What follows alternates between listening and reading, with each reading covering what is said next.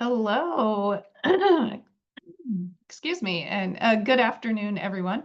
My name is Jennifer Barber, and I am the Executive Director of your Sacramento State Alumni Association.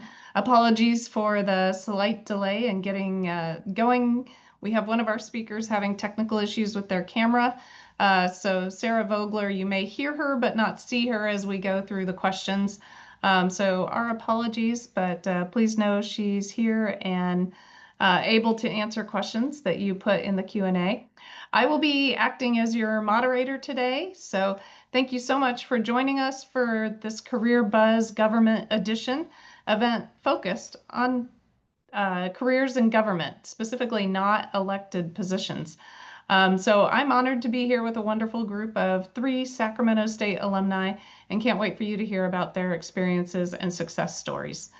The purpose of Career Buzz is to connect students and recent grads with those in our diverse alumni network through Q&A discussions to really facilitate that personal growth and networking.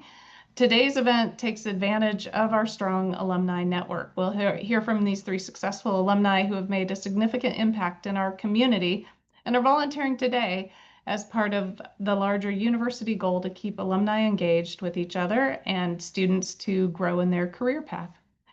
We're excited to hear directly from them, their experience, and more importantly, for them to share some of their advice. So now I'd like to welcome our panelists and invite them to introduce themselves, share their name, major, degree, grad year, where they work and what their position is, and maybe a fun fact if you guys remember all of those questions. We'll start with Angela Chavez.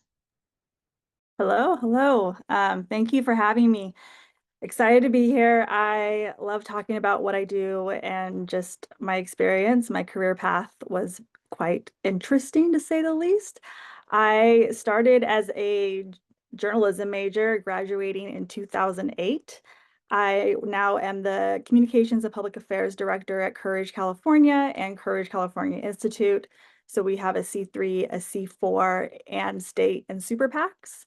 So we work really heavily in electoral, legislative, and narrative building education campaigns around civic engagement. My fun fact is I was actually a music minor, and I had every intention of becoming a music journalist. But here I am.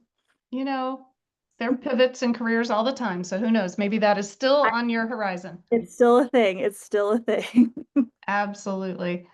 All right, and our next speaker is Sara Vogler. Hi, everyone. My name is Sara Vogler, and again, apologies for the non-video, but you can just hear my voice. And it's really an honor and a pleasure to be here. I'm a proud Sacramento State alumni.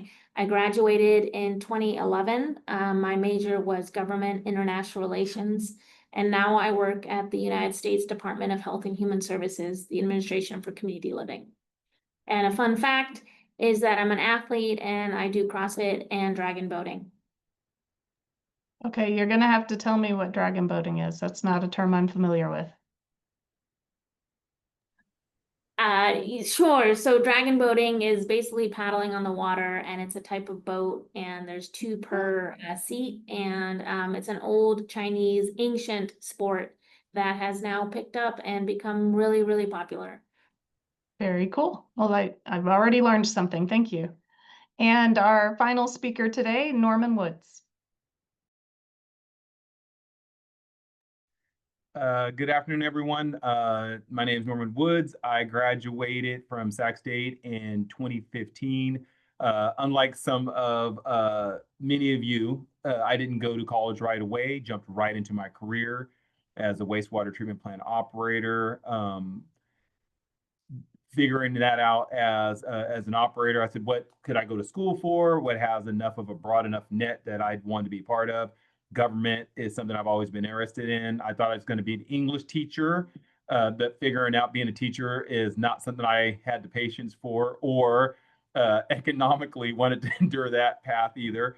So I ended up graduating government, and now I am the Assistant Public Works Director for the City of American Canyon after working for the City of Roseville for 13 years. So yeah, and my fun fact is I am an age group athlete, so I like to race other old guys on the weekend, and I travel all over the country and sometimes to other countries to do triathlons and duathlons to do that. Love that.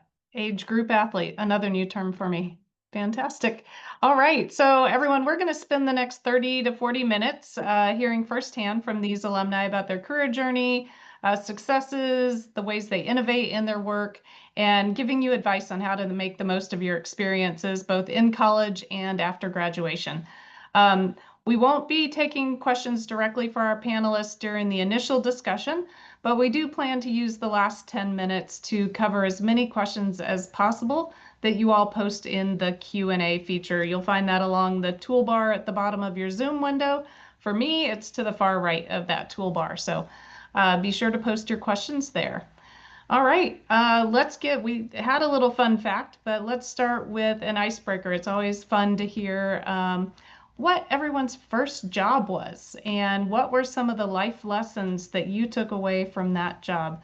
Let's start with Norman. I see him nodding along like he's ready to tell a story.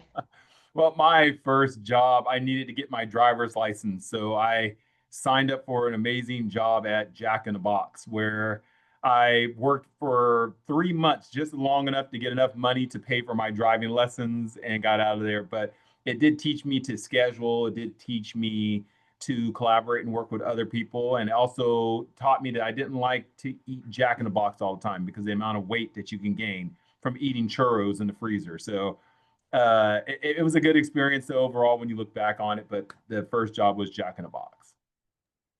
All right. Sarah, how about you? Yes, so I worked, my first job was working at the local city council, and there I served as a administrative assistant, and I did a various amount of administrative tasks. I was responsible for organizing documents, scheduling, maintaining records, and at first it felt very repetitive and even at times like really monotonous, and it wasn't like my favorite thing to do.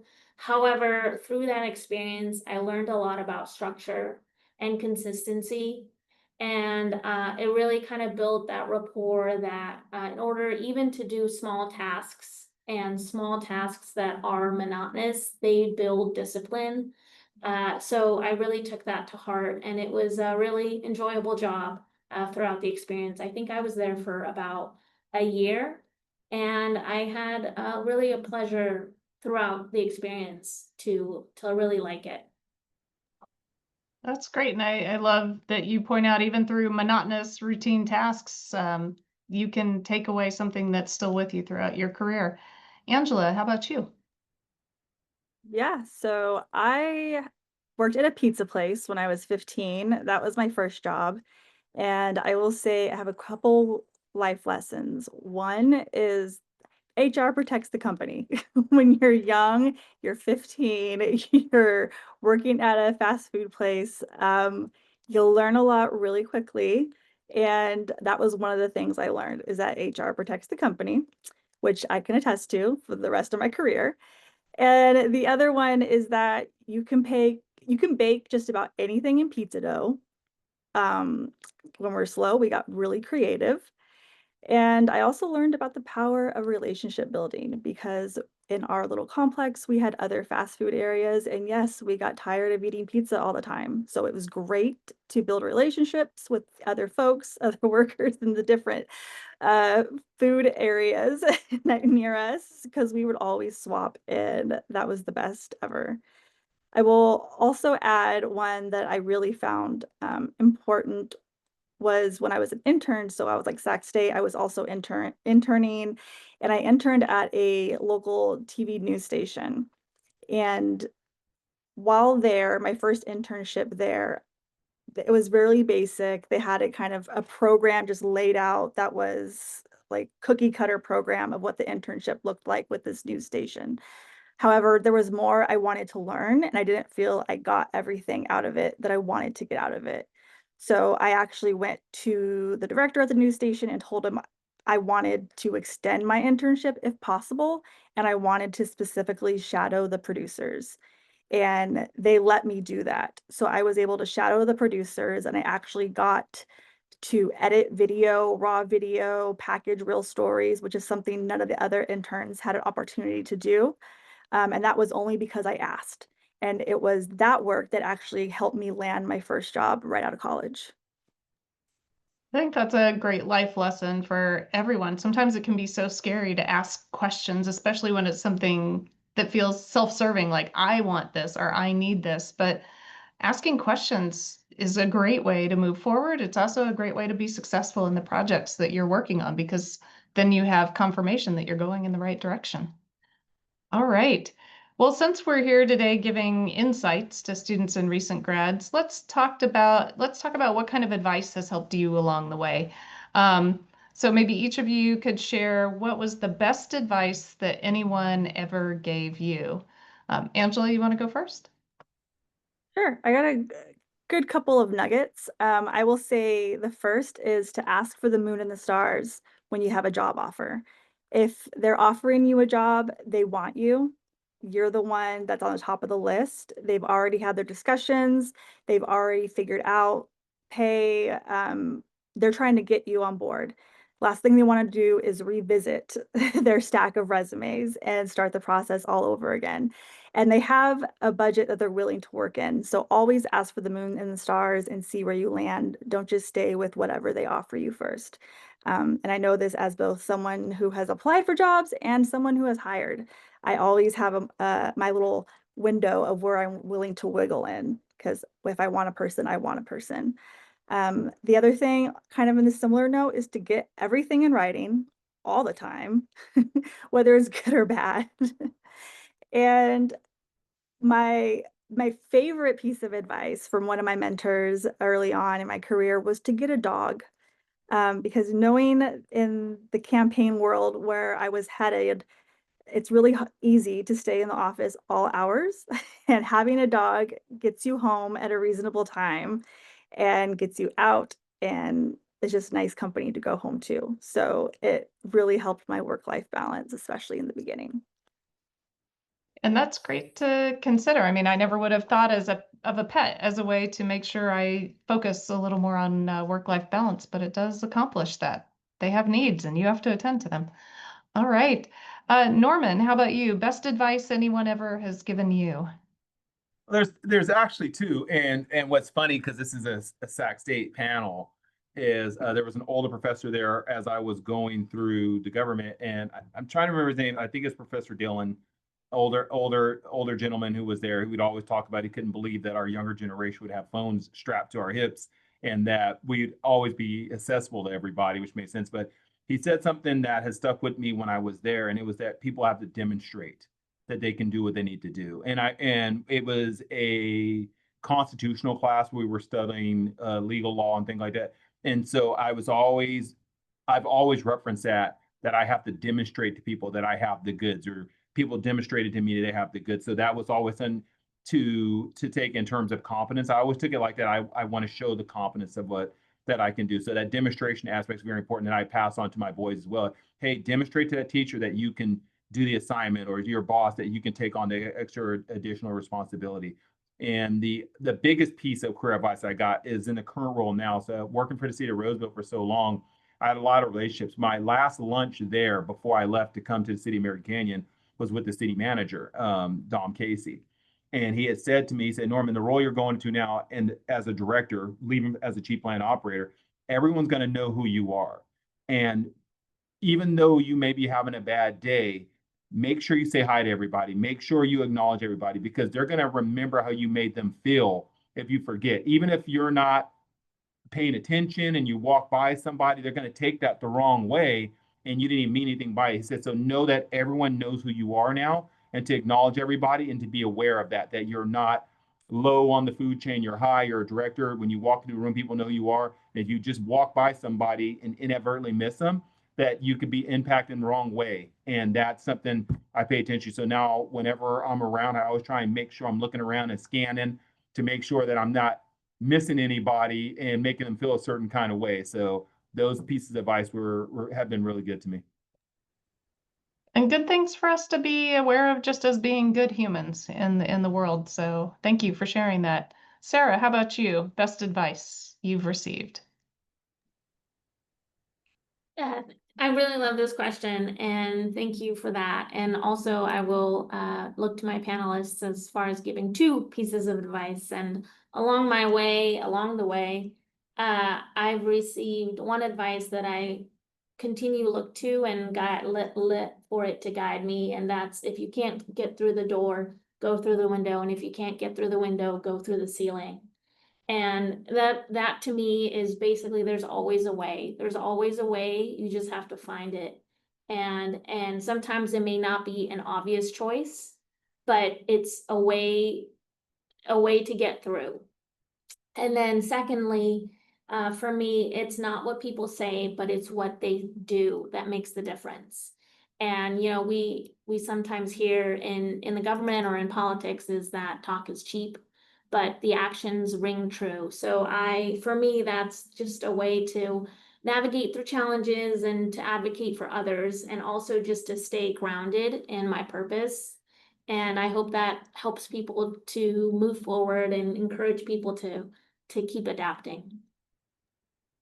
And I like the interconnectedness with the advice you've shared with what Norman had as well, and kind of demonstrate. You know, it's really how you show up in the workplace, and that applies whether you're in government or really any other facet. If you have that mindset to really show up and put your best self forward, you're going to benefit from that. Moving into your realm as someone who's established in your career and you've maybe done some hiring, I mean, we have a lot of people who are looking to get into various career paths in sectors where you've already seen success. What are some of the qualities? So not necessarily skills, but the qualities that you're looking for on a resume when you've got that stack that Angela referenced of resumes on your desk. What's going to make one really stand out and you're like, that's one I'm going to interview? Since I called you out, Angela, do you mind going first? Yeah, I think the main thing I look for when I'm looking at a resume is I like to see passion. I like to be able to look at a resume in front of me or a cover letter and have an understanding of why they are really interested in the position, and what's the passion behind it. And even if I don't get it from their resume, if they're qualified and it looks great, the interview, I also look for that passion, whether it be the subject of the work or the passion for the skill set that you have. If you really love your craft, and it's just something that makes you passionate and excited, or you really love the community that's being served by this particular job, or this particular industry, and you want to bring your passion to it and grow your skill set. Either way, I like to see passion in it, because at the end of the day, it's passion that is also going to help you grow and help whatever establishment you're going into also grow. So my second one would be a desire to growth in either of those respects. So if you want to grow your skill set, like, this is a great place to grow your skill set. I know you're passionate. I can't teach passion, but yes, come, like, let's grow your skill set. And we know that's going to be beneficial, mutually beneficial for both of us in the longevity of your career at the organization I'm at. So if you have a great skill set and and you don't really feel like you have a lot of growth there, but you want to learn about this community, you want to learn about the industry, either way, that's great. You have a passion for that and you have a desire to grow. So I think really that desire to grow and that passion is what helps me want to really bring someone on, because the money is, after a while, even a paycheck, you're like, why am I doing this? No matter how the paycheck is. But if you have desire, if you have passion, that's why you really show up at the end of the day. I agree. I mean, I've heard people talk about when you love what you do, it doesn't feel like work. So it seems very in line with what you're sharing that you're looking for in people who are going to love their work. Sarah, how about you? So for me, and just something that's reflective in my own personal life, is adaptability. I think adaptability is really key. I think in whatever environment you are, understanding that change is constant, and sometimes solutions aren't linear. They may just come in whatever fashion they can come, a circular fashion. I would look for people who are open to opportunity, who are willing to pivot, and really just understand that sometimes there isn't really a one way to approach a challenge, or really find a way to secure anything. So that's really, for me, really big. And also, another one that I value deeply is self-assurance in your own path. Because sometimes it's very easy to get intimidated by somebody's else's resume or rapid career trajectory. I would think that comparison can be misleading, and that can cause, headaches or heartburn. So I would just suggest focus on you, focus on your career path, and just realize that your career is your own, your life is your own. That's really great insight. And I think I would add to that, don't underestimate the power of a good cover letter, because some of the things you mentioned, like adaptability, you can't always highlight in your skills based on your jobs that you've had. So cover letters are a great way to tell that other piece of your story. Norman, how about you? What do you look for? Well, to echo everything Angela and Sarah said, without a doubt, I'd want to ball that up. But looking at the paper itself, one of the things I look at, and I've been doing this for a while now, I'm going to be 50 next year, is uh, I kind of look at and seeing how employees are different than the way they used to be. Stability, a bit of grit. So when I look at applications initially, I'd like to see, and judging it like in a high school peer from freshman to senior year, how much stick to it did the applicant have? Like, are they job hunting? Are they job hopping every year? Are they looking at? You can have a little bit of that in your resume or in your job application, but you should see some stick it in there. You should see some intestinal fortitude, like a little bit of grit. So you should see someone's been somewhere 3-4 years, 5 years, 6 years. Now, where did they invest? Because it means they really bought in when they went into this specific organization. Because when you think about it in terms of impact, it takes a while to make impact. And so there's a lot of impatience that comes with us. And you want to see, is that person patient? And if you're saying I'm going to make an impact, I can wait a year, I can wait 2 years, I can wait 3 years, 4 years to see. And that's why I said freshman, sophomore, senior year. And sometimes it takes a while, and that's how success is measured.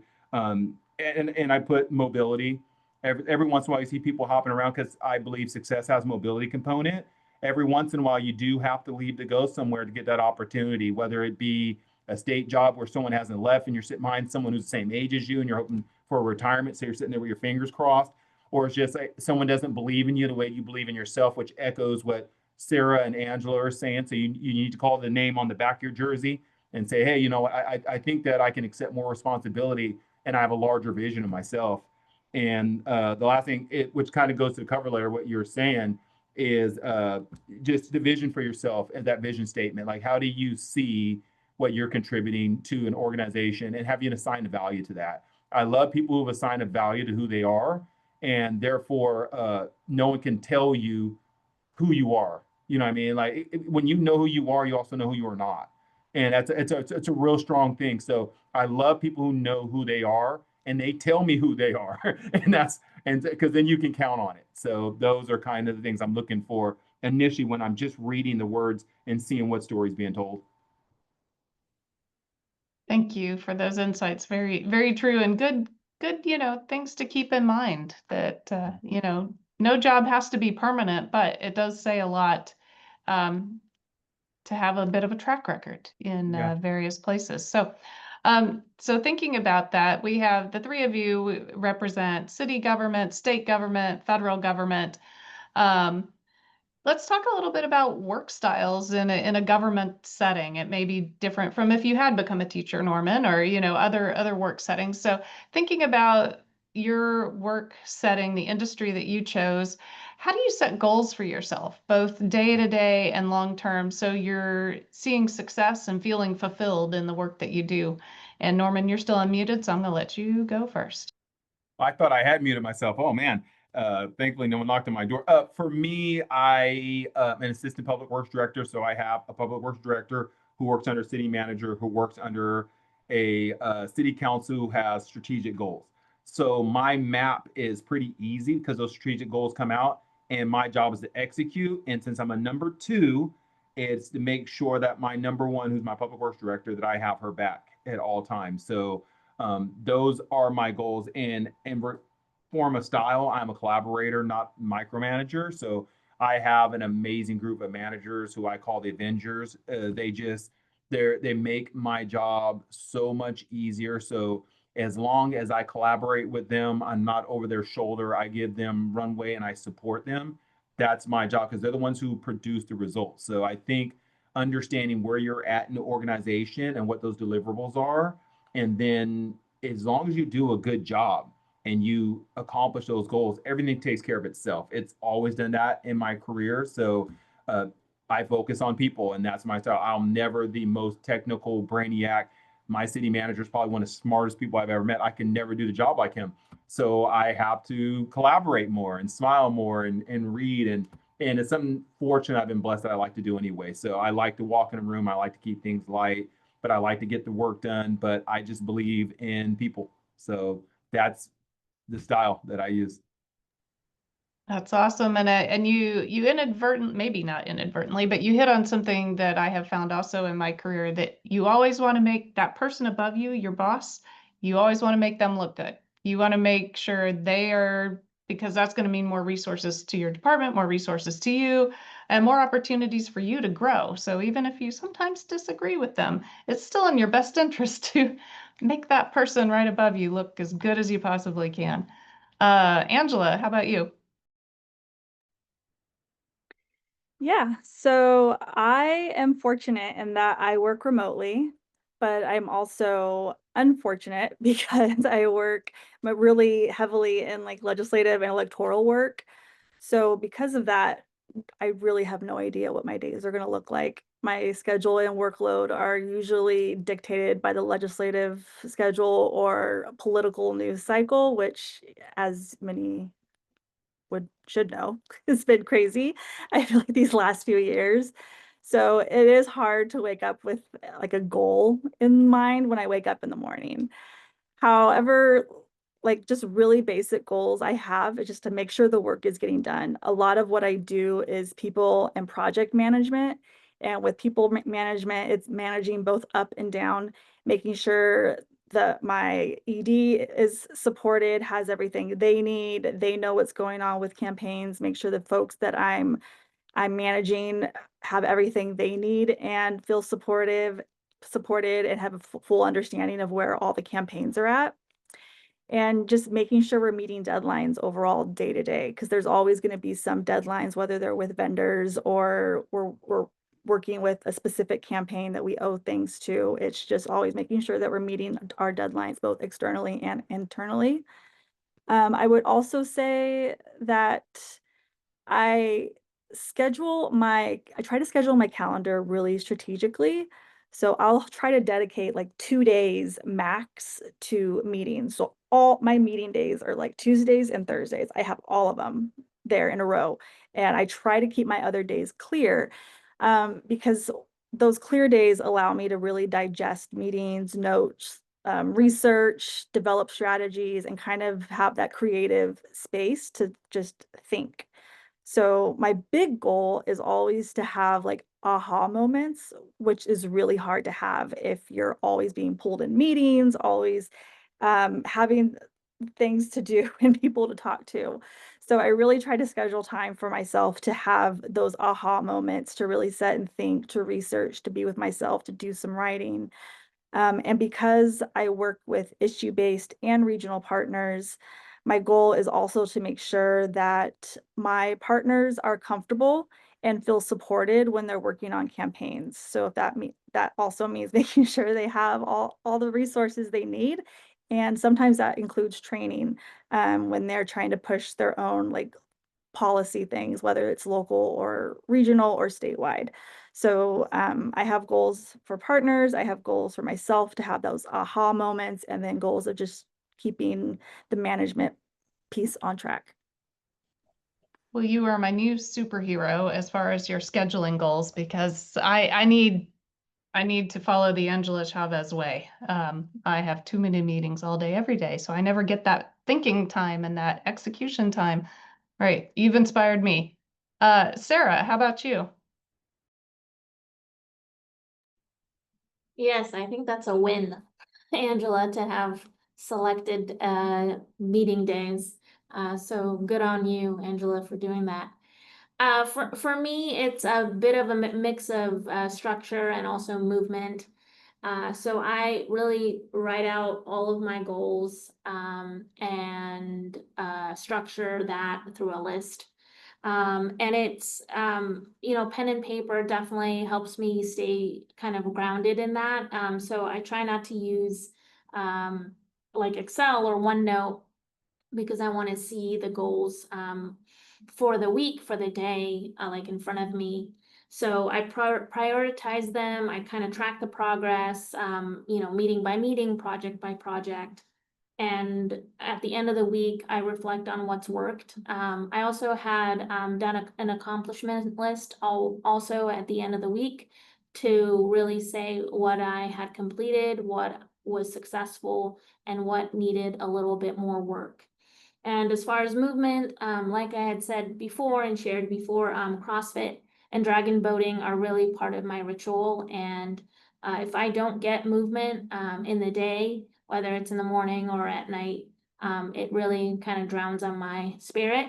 So I ensure to get my body strong and to make my spirit engaged and all that. So physical discipline really helps me, and it just reminds me that resilience is there, and it can be there.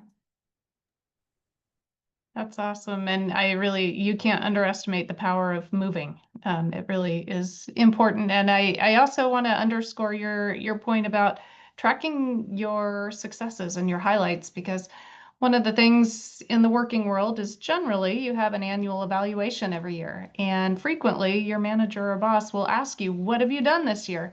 And if you've been capturing it throughout the year, it's going to make that a whole lot easier. So great insight into how your work styles and how you see success. Thinking of government, sometimes people don't naturally think of innovation. Sometimes people think that government is slow to innovate. But I'm hoping you all can share, how do you see innovation in your workplaces? What is the value of innovative ideas, business practices, processes? And how does that impact what you do as we're bringing in new generations of government employees? Sarah, you want to go first? Sure. So I was really thinking about this question and just kind of the core of innovation, and what really propels innovation within the workspace and also in the government, in the federal space. And I think even, before time, we didn't have tools like cell phones or computers or even those systems that allowed for us to connect with each other.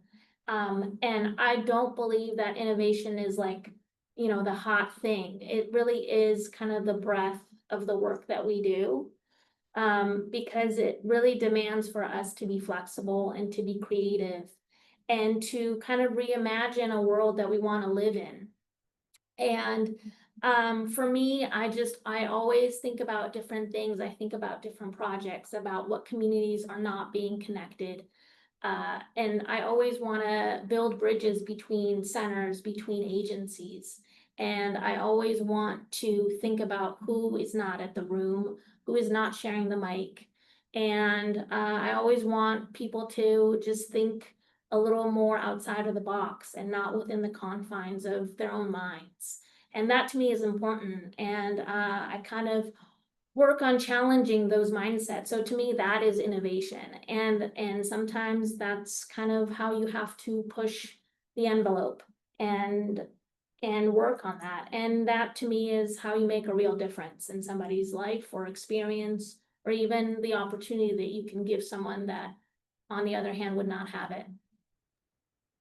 I really appreciate your view on that and the inclusivity of it, and just hearing all voices and letting that kind of drive innovation. Thank you for sharing, Sarah. Norman, how about you? Well, the thing about innovation is typically it comes in waves. Like you would think the initial for us, it's one of the policy things they discuss all the time would be AI. You know, it's innovation. It's a way that people are, you know, how are people governing? Are the writings not the same because people are using chat GBT? So you can see the formatted writing versus the individual stylistic writings that typically come when people speak in their own voice and they're not formatting it. I think communications is the big one for us when it comes to innovation. I think some of the other things are when things come back around. So like, you know how bell bottoms were big in the 70s. Now you see bell bottoms come back. So an innovation that happened today was like we have a city clerk who actually writes books. And so she had like a little small illustration of our city manager doing that's actually me. That's in there. That's right there. So you're talking about innovation is also looking back and seeing what worked and utilizing that as well. Because sometimes we travel down the road and there were ideas that weren't jumped on that are now good. So I think innovation is already being created. So, and so the main thing about it is just what pace are we going to control the innovation that comes out? Because sometimes too much innovation is too much too, in terms of communicating and the messaging that comes out there. And most importantly, it's about having the right people in the room. Innovation is people. Innovation is communication, and that's the way I feel about it, making sure that it's inclusive. And you hit on the creative side of it, which I know Angela mentioned briefly in her working on goals and setting aside time. But I do also want to appreciate your note about reflecting back, because there can be things that have been lost in time that could come forward and really shine now. So thank you for that, Angela. Oh, yes. Innovation is huge. It touches every aspect of both my work and my organization's work, from finding new ways to reach target audiences or finding new ways to fundraise. Especially this year for us because it's a non-election year, which, I mean, it was a non-election year, but now we're having a special election coming very soon. And because technology is constantly changing, news media is struggling, people's attention spans are becoming shorter, and in this moment, there's a heavy distrust of both news media and government. So we're constantly trying to think outside the box to make sure that people are getting out, are voting, are, you know, we have to break through to them somehow. And then we have to be creative a lot oftentimes. And I would say right now, I feel like a lot of people are starting to shy away from digital giving and sharing because there is a lot of distrust in government media. So I would say, talking about things coming back, I have never seen this amount of paper checks being written for donations in my time in this space. Because a lot of people don't want to use like Act Blue or the regular fundraising pages that elections would use or legislative campaigns would use. They would rather send a paper check now. So we're getting so many of those requests, and so that's one thing that's coming back. So there was an innovation, and now we're kind of revisiting the past. And also there's the piece of AI is simultaneously taking over a lot of entry-level jobs. So that's changing things as well. But we also are starting to see pushback from that. So you never really know where things are going to go. So things are constantly changing. Being nimble and being innovative is a must, because especially when you're working in spaces that communicate externally, you have to adjust all the time and revisit methods, see what's working, see what's not working, be open to change, give yourself those aha moments to have innovation, because that's going to continue growth for both yourself personally on a professional level and also the organization that you go with. That's great. And you really hit on something that I think is true in almost any profession is change is the only constant. Change will continue whether you want it to or not. So the more you can adapt, the better. Um, let's wrap up with a final question and then we'll go to Q&A. So you've already shared advice that you've received and that was valuable in your career journey. So what advice would you give to someone in our audience, maybe a student or a recent graduate, and then maybe share in addition to that, kind of what's a goal that's still out there for you that you're striving towards, a personal or a professional goal? You know, maybe it's being a music reporter. But yeah, so Norman, you want to go first? Sure. My last semester, well, I'll start with volunteer. You know, I mean, make sure you find time to volunteer, engage your heart and your passion. No matter what you do for a living, make sure that you have an outlet to where you are being the most true and sincere to yourself. And that comes in volunteering when people are not giving you a dime and you are actually giving time away, which is your most valuable currency you have. It's not going to be writing a check. It's not going to be anything other than you saying, I'm going to be somewhere at a certain time. That means it's passion, it means heart, and you're engaging a principle within yourself. And that's going to help sustain you through whatever ups and downs that your paid job gives you. But my last semester at Sac State, I was a part of the Odyssey Mentor Program, and I had asked, being the person who's mentoring the two students who were coming in, I was like, hey, give me two young guys. I feel I'm going to hit a home run with them. And they give me two young ladies who are transfers from junior colleges. And so the experience with those two was absolutely amazing to be able to contribute because we were all there for the right reasons in volunteering and just tying it back to Sac State, which is why I've always wanted to be a part of these type of discussions, and I've maintained around the alumni because it's a volunteer passion thing. So that's the advice I would give to anyone who's on here, no matter what. Carve that time out for yourself to volunteer. I'm not sure what it is, local races, a cause. Make sure you give that gift to yourself, and then you're giving gifts to other people.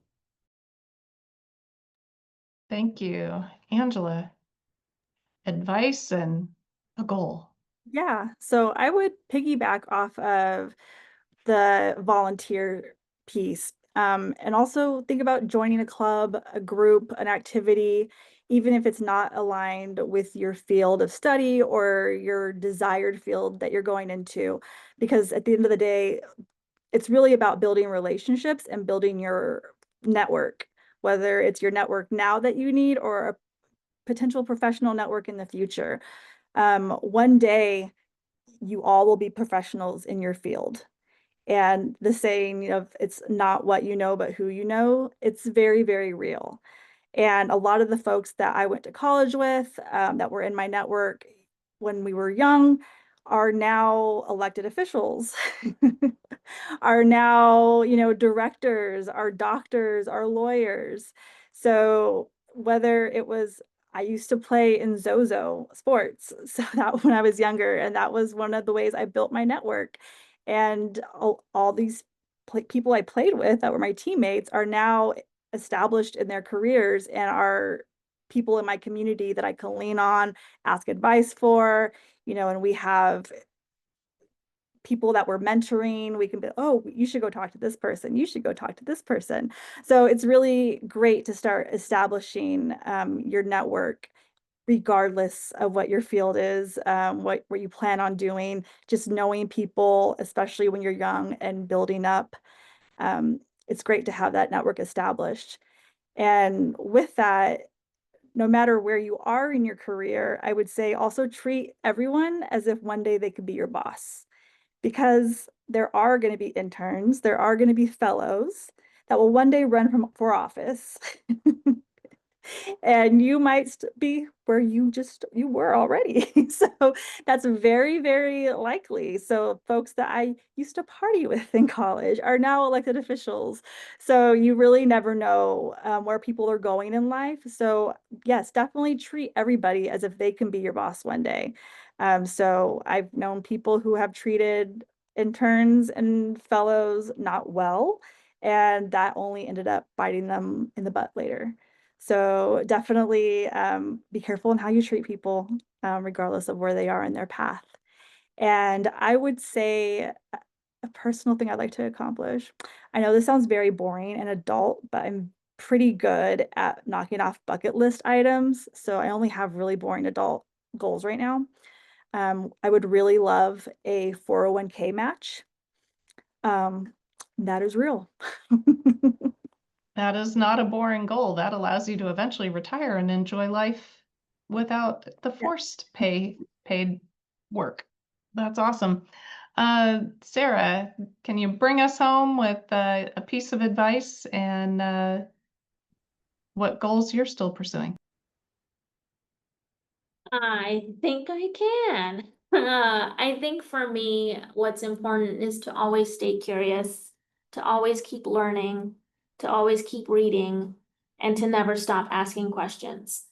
Even at the point where you think you've learned enough, it's not the end. That's exactly where the precipice starts. The kind of that abyss of more questions, more answers, more questions and answers.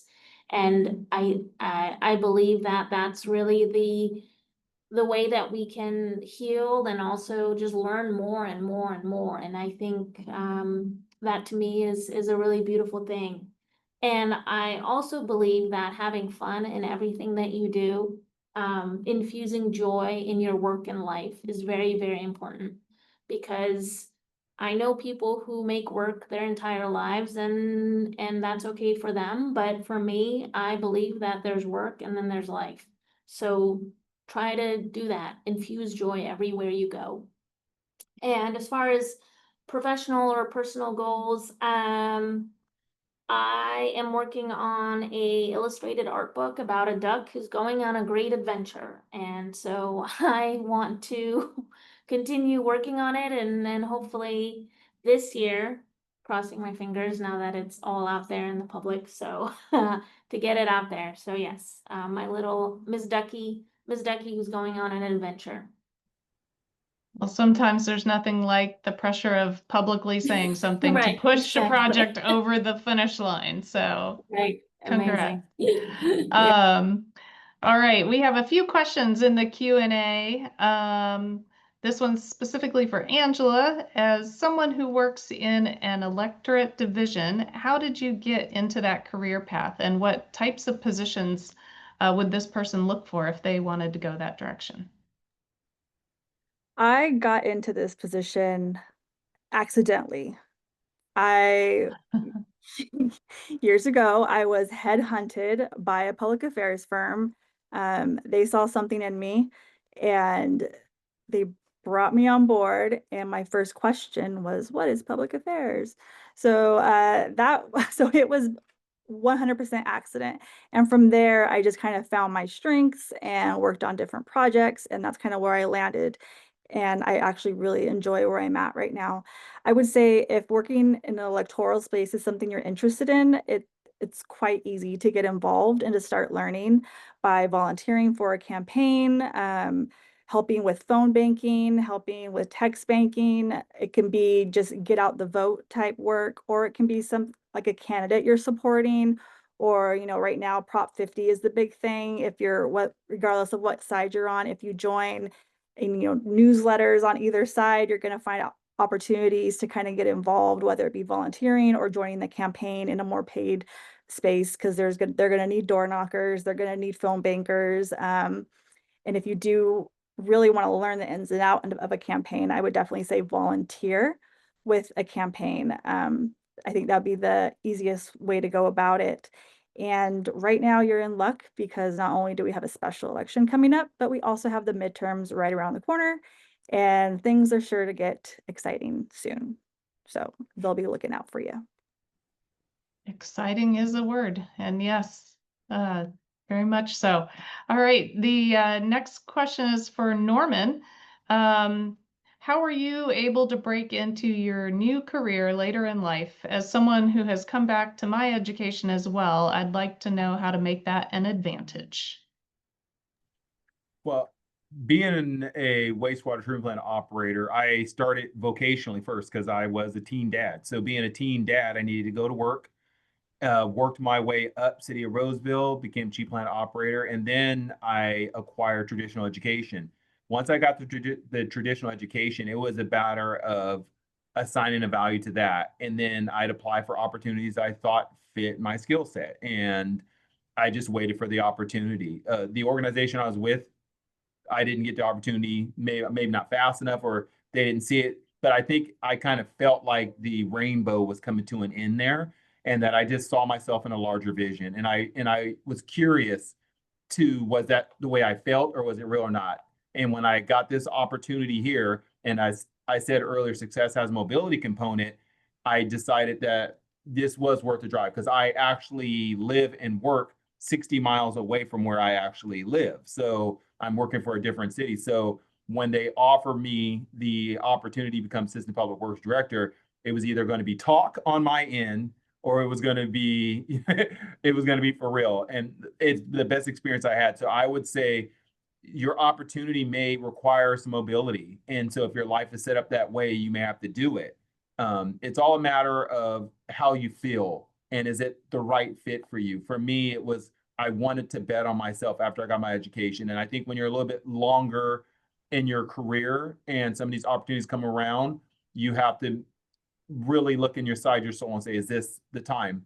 And then you just go for it. And ultimately, that's what I did. And you're 100% right. Sometimes to get that, take that leap, you've got to be mobile. You've got to move, either physically move or be willing to commute. So thank you for sharing.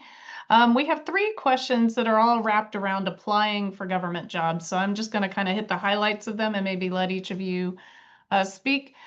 So one is, what are the differences between applying for local, state, federal jobs? The other is about where to look for local, state, or federal jobs beyond the standard USA Jobs or governmentjobs.com.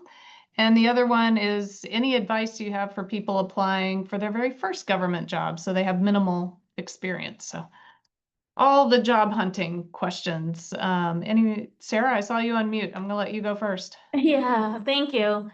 So as far as federal jobs, I think your best bet is USA Jobs because it is really a holder of all the jobs that are available in the federal field.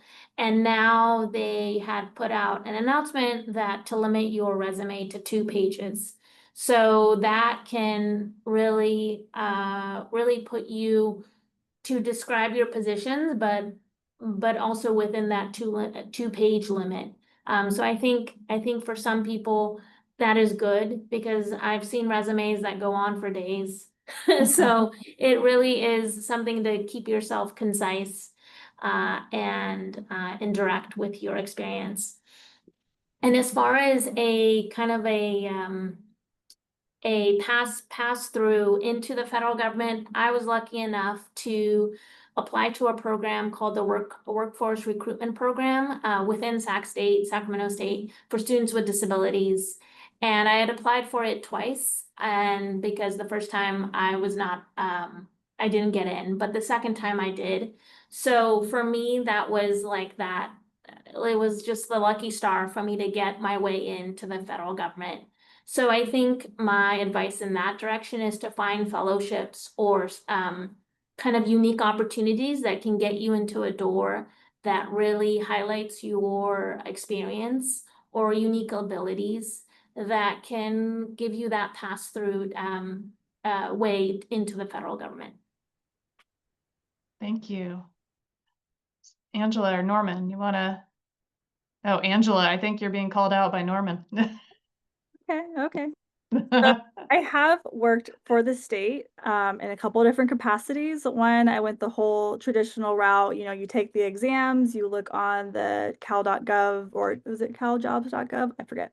But you just keep an update, keep updating that.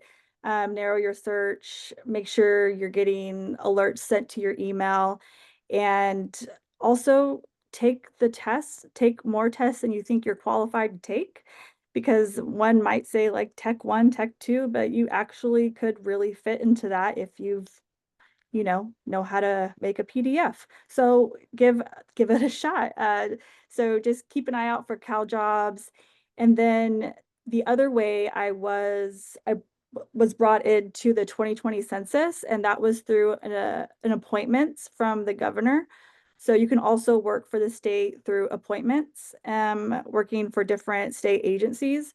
So that is also an option. And for that, it's also just kind of keeping an eye out for governor appointments. If there's certain agencies will have appointments. There's also, I see a lot of workshops around Sacramento about how to get appointmentships. So I would keep a lookout for those and join those. And there's another route. Yeah, governor appointments. There you go. Thank you. So that's a really easy way to go into the state without having to take the exams and go through the whole process that you would normally do as in the state world. And then there's also jobs under in the Capitol. I was going to say under the dome. So there's also jobs in the Capitol that are also available through the Assembly, the Senate. There's a whole world under the Capitol that is unlike any normal world, but there's tons of jobs there. There's fellowship programs to get into those spaces. And, you can have a full career in the Capitol and not have the same job any year. You can bounce around so much in there. There's so much to do and so much to learn. All right, I want to be sensitive to everybody's time because it is 1 o'clock, and I want to say our thank yous, but if any of the speakers want to address the questions further after we say our thank yous, happy to keep recording for a few minutes, and we will share the recording with all of our attendees. Want to say thank you to everybody who attended. Thank you for spending your lunch hour with us. I know Erin has put a few things in the chat, such as our Sac State Career Network. It's a great place to connect with people like our speakers who can give you insights into their career fields. Also, something to keep in mind, the Career Center, the physical center here on campus at Sac State, is open to alumni. So if you have a resume and you want your resume looked at, worked over, so that you can hit that 2-page limit that Sarah mentioned, go see them. They can help you out even as an alum. You do not have to be a current student. And let's see, claim your membership in the Alumni Association. There's lots of opportunities to get involved, attend events. We have a mocktail networking party coming up in October for those who want to brush up on their in-person networking skills, because as Angela said, it is a lot about who you know. So you need to kind of work on your fear of going up and talking to strangers. So work on it with some fellow Hornets who are less scary strangers. So yeah, those are big things I wanted to share with you, and thank everyone for your time. And with that, you're welcome to step out, or Norman, Sarah, Angela, if you have any other words of advice you'd like to share, feel free, and at least it'll be part of the recording. Not so much that, just some of the websites that I went to, CWA website, a volunteer group. Remember, I started as a wastewater treatment plant operator. And so there's a lot of those volunteer groups that are out there, WEF, and so just look for those organizations that you can volunteer with. Typically, they have job website postings as well. And they're pretty easy and accessible to get to. So that I would throw that in there. Fantastic. Before you all jump off, we had one participant who asked if not having a driver's license would impact their ability to secure a job. So didn't know if any of you had Couldn't do insight. my job without it. Yeah, you gotta have it. So I think maybe it depends on the job. Most job postings, at least state jobs I've been a part of, somewhere in the posting, it'll say if a driver's license is required.